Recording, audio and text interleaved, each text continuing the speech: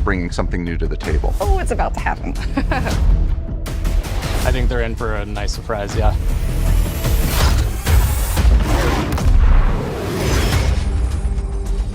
We're excited to finally talk about our brand new game, launching this year, Black Ops 7. This is a story we've been building for years, designed from the start to deepen the Black Ops universe. We're picking up the thread in 2035, a world shaped by the consequences of choices made long before. It's a future forged by fear. We're always looking for new ways to one-up ourselves and push beyond what we've achieved before. And Black Ops 7 gives us the opportunity to take valuable player feedback and infuse it directly into our development to make this the best Black Ops experience. You'll be able to squad up with friends or play solo in a fresh and innovative co-op campaign. Jump into a 2035 multiplayer experience loaded with brand new maps. And yes, the next chapter of Zombies, set entirely in the dark ether. First, let's dive into our campaign. From the start, our goal was to tell a story that could stand on its own while also honoring the legacy of the series. Throughout development, we found meaningful opportunities to reconnect with characters and storylines from earlier Black Ops titles. What say we wrap this shit up real quick today, okay? I need to hit the beach and work on my tan. Black Ops 7 takes place about 10 years after the events of Black Ops 2 with Raul Menendez and his Cortes DA movement. It's such a good period of time because how have these characters changed over the last 10 years? We have this sweet spot here to really open up some new relationships between characters. At the end of Black Ops 2, Raul Menendez was seemingly killed. Now in 2035, he's back with a mysterious video threatening to burn the world down in 3 days.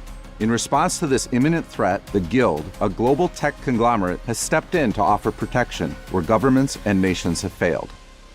David Mason, callsign Section, is back, deployed to investigate the new danger. What begins as a tactical operation quickly unravels into something far more disturbing, as they uncover a weapon engineered to turn fear into an instrument of war. So when the team gets exposed to it, we get to dig into twisted versions of their memories. It really plays on their fears. It puts them into this kind of paranoid state. As the story deepens, reality fractures, missions twist into surreal dreamscapes, and the line between memory and madness begins to blur. You just gotta play and see. At the heart of it all is David Mason, returning from Black Ops 2 and now portrayed by Milo Ventimiglia, who brings the grounded intensity and emotional depth that the story demands. David is a true leader, but he's riddled with doubts. He's always worried, did he do the right thing? That fear is really the basis of this story. Under the authority of now Commander Troy Marshall, David now leads a new JSOC unit, codenamed Spectre 1. As the world spirals into uncertainty, David must hold his team together. Now let's meet the team. Mike Harper returns with his tough-as-nails attitude and signature humor. We get this good balance of the energy that he brings, but also the way that he can take David aside and be really honest with him. Michael Rooker reprises the role, and he brings every ounce of personality you'd expect. The guy is not a lot of fun. Balancing Harper's bold personality is Eric Samuels, portrayed by John Eric Bentley. After protecting the president alongside David and Harper back in Black Ops 2, he formed a deep respect for David. Resigning from the Secret Service and joining his elite JSOC team, Samuels believed he could make a greater impact at David's side. 50-50 is one of our new characters. She's pretty amazing. She's Samoan, and she's kind of worked her way up, and then at a certain point in her life, started experiencing this degenerative disease. Rather than getting taken away from the fields, she is willing to get some of her limbs replaced with bionic limb replacements. She's played by Frankie Adams, who is just a perfect fit for the role. It would suck to get kicked and punched by her. Alongside these new and returning faces, we're introducing Emma Kagan, portrayed by Kiernan Shipka. As the CEO of the Guild, Emma has positioned herself as humanity's last line of defense against the emerging threat. But her philosophy on how to confront this crisis puts her at odds with David and his team, raising questions about trust, control, and the cost of survival. You'll also meet operatives like Slade Razor Barrick, who heads up Spectre 2, the secondary JSOC team supporting the mission. Integral to our story is the enduring shadow of Raul Menendez. Now, as the world spirals towards chaos once again, the question isn't just whether Menendez is back, it's whether David is ready to face what that truly means. It was just the beginning, a necessary first step. Mission variety is at the core of Black Ops 7. I can say that you are definitely going to see some of the most trippy shit you have ever seen in a Call of Duty campaign. Things are going to progressively get really, really crazy the more you play. You're going to travel to places in reality in the game, but also in your mind. We can go to Nicaragua. We can go to Los Angeles, all within the span of seconds because there's no limitations on what this mindscape can bring. Avalon isn't just where the story begins, it's where it unfolds. It's where the guild is based. And while we won't spoil why that matters just yet, their presence here is no accident. It's a city layered with history and power, hidden agendas, designed from the ground up to serve both the narrative and the gameplay. Having Avalon as this massive space is a first where we can actually integrate seamlessly into the campaign. You're doing a very specialized mission here, and then you go back to Avalon and you're progressing the story. It's a place where the past and future collide and where the truth about Menendez and the guild waits to be uncovered. And as part of the co-op campaign, we're unleashing something bold, the endgame. This isn't just a final mission, it's a proving ground, a culmination of everything you've learned through the campaign, then turned on its head. The endgame is a social experience where you and your squad will need to master abilities, survive overwhelming odds, adapt under pressure, and break the rules of what you thought a campaign could be. And you get to do it not just with your friends, but there's another 28 players, so 32 in total. It is truly a living world. With this whole new canvas at our fingertips, we wanted to make sure players could be rewarded in fresh new ways, even if they only play for the story.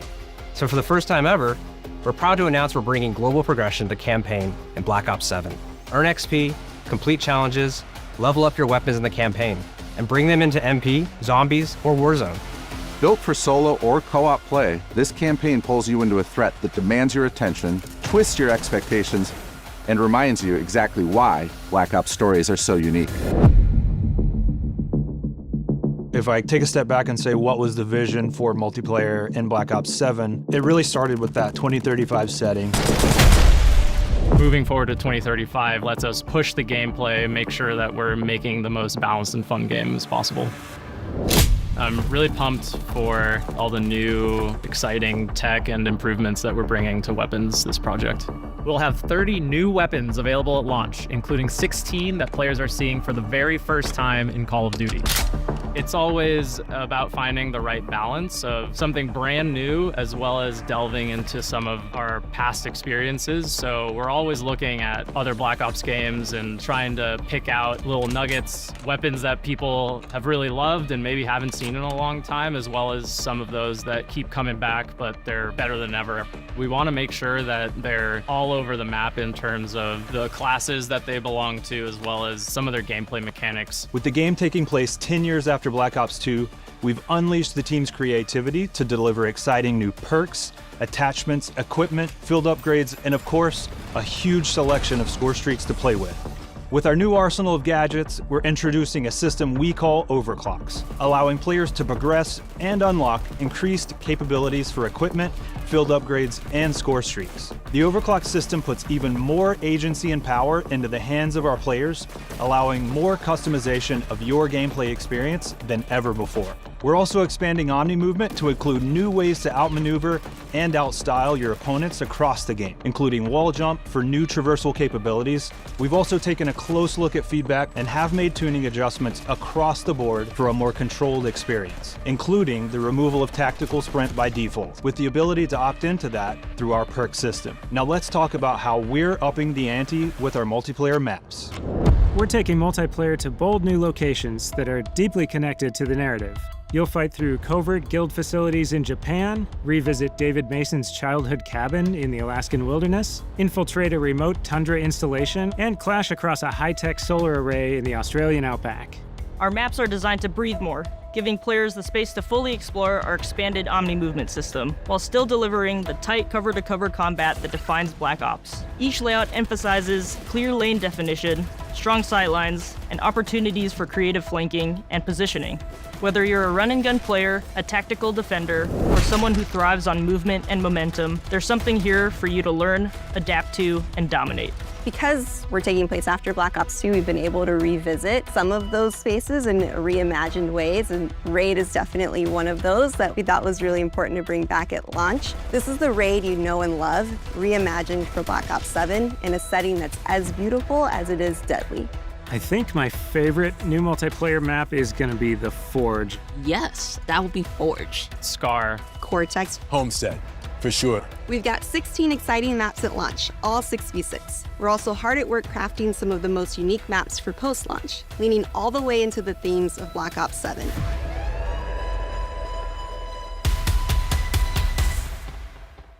We're also delivering new large-scale maps, paired with an all-new mode to the series. One of our new modes at launch is Skirmish, a large-scale experience where teams battle it out to complete objectives. It is a big 20 versus 20 size map, but adding wingsuit into multiplayer changes the dynamics of it compared to just like a core 6v6 mode. This allows you to have not only a bigger play space, but also more objectives going on. A squad captures an objective, they could basically wingsuit across the map to capture the next objective. One of my favorite things about Skirmish is that no one match feels the same. This is a multiplayer experience designed to surprise you, built with intention, shaped by experience, and driven by the variety that keeps players coming back. Stay tuned later this year for more details at our full multiplayer reveal at Call of Duty Next. And of course, you'll be able to get hands-on in the open beta. Now, let's dive into all the new ways you'll be rewarded through our global systems. For the first time ever in a Call of Duty, we have a connected campaign. All the great XP, progression, challenge systems you know and love from multiplayer, zombies, and Warzone will be in co-op campaign.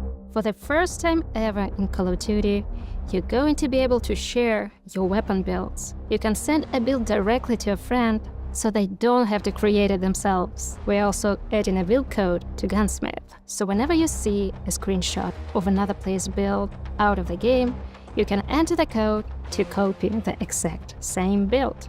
As we've been building Black Ops 7, the second stage of Prestige has always been evolving into weapon Prestige. That deep engagement with your favorite guns is going to be recognized and celebrated. Enter weapon Prestige, unlock that unique Prestige attachment that is different with every gun, complete 2 weapon Prestiges, and you're going to graduate into weapon Prestige Master with hundreds of levels to climb through. There are more ways to earn camos than ever in Black Ops 7. And looking ahead to our post-launch seasons, we're excited to bring weekly challenges to Black Ops 7, with unlockable gameplay rewards to earn, challenges for all modes, and multiple completion weapon camos to chase each and every season. We'll have a lot more to talk about on progression and global systems later this year, but for now, let's take a look at how we're leaping forward in time to 2035 with our HUD and UI. It's great because it's not so far in the future that it's sci-fi. It's still kind of grounded in the technology we have today. It's still believable, but it does kind of break free from the constraints. There's a lot of VR and AR headsets that have come on the market in the last few years, and so if you take a look at that and you imagine, okay, 10 years down the line, what's that going to look like? And what's that going to do for soldiers, and then how does that translate back to a video game, and how can we give that kind of experience to our players? It's called Cerebral Link, and it's what connects all of our players. It can be a variety of things: audio, visual, handheld. It's this distributed network that goes through all the gear that the players will have. It feels like it's being pumped through, whether it's a message or the mini-map or the ammo widget. It's got this consistent look and feel, and I think it, more so than ever, is going to feel like a cohesive and immersive experience for our players. Accessibility is important because it brings in new players, it strengthens our community, it helps us form new connections, form new bonds, new friendships. One of the main things that I focused on was the center dot that you see in first-person games is usually the go-to fix for motion sickness. I started trying to figure out how we can build upon it and find other ways to reduce motion sickness for our players. We'll have more details about this and other new features as we get closer to launch. we get the opportunity to mess with some cool future or high-tech technology that we're putting on full display throughout the entire game. To highlight just a few, we got next-level GPU particles and vector fields, volumetric fluid simulation, and dynamic surface deformation. Now, what does all that tech speak mean for you? Snow that gets trampled when you step in it, fog that parts and swirls when you run through it, and truly epic explosions. And a bunch of other stuff you'll just have to discover for yourself. We're pulling out all the stops with round-based zombies this year. After the events of Black Ops 6, our crew is now trapped in the dark ether. This is a whole new universe to explore in zombies, where the team's creativity can absolutely run wild. Our crew is essentially in prison here. No need to fight to discover a way to escape this reality. As if that wasn't enough, they've just come face to face with an alternate incarnation of our original crew, Richtofen, Tokyo, Nikolai, and Dempsey, with no idea who they are or why they're here. We're delivering a truly massive ground-based map at launch, packed with new features, as well as the return of survival maps for the first time since Black Ops 2.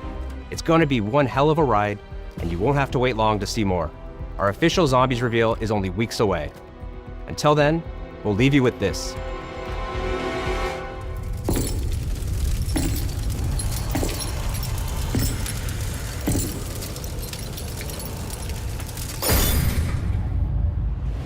On behalf of all the studio teams working to bring Black Ops 7 to life, thank you for being part of this journey. We have so much more to show you, including new gameplay features, our MP and Zombies reveals, and more coming in the next weeks. In the meantime, mark your calendars for the worldwide multiplayer reveal at Call of Duty Next on September 30th. We'll have live MP and Zombies gameplay with your favorite creators from around the world. And right after Next, you'll be able to play Black Ops 7 at home when our beta starts on all platforms on October 2nd. Thanks for watching, and we'll see you soon. Black Ops 7 arrives worldwide on November 14th.